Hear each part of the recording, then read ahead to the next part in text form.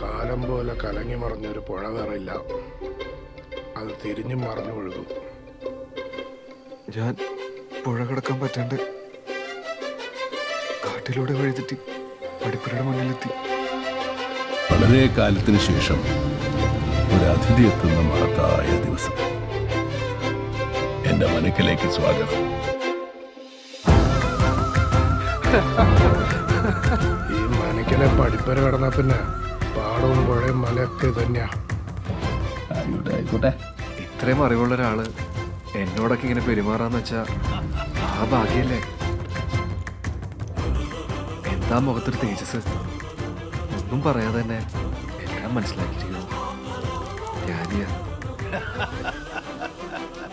മനസ്സ് വിചാരിക്കണോട് ശരീരം നിൽക്കണില്ല. പ്രായത്തിൻ്റെ ആവും. കുടിച്ചോണ്ട് ആവാം. പൂണൂലില്ലെങ്കിൽ എന്താ, മഹാബ്രാഹ്മണനല്ലേ. ജന്മം കൊണ്ട് ആരും ബ്രാഹ്മണനാവില്ല, കർമ്മം കൊണ്ടാ. അങ്ങനെ വരവും പാട്ടും ഒക്കെ എനിക്ക് ഇഷ്ടായി. കുറെ കാലമായിട്ട് ഞാൻ ഒറ്റയ്ക്ക് അവിടെ. എനിക്ക് സ്ഥിരമായിട്ട് ഇവിടെ കൂടാം.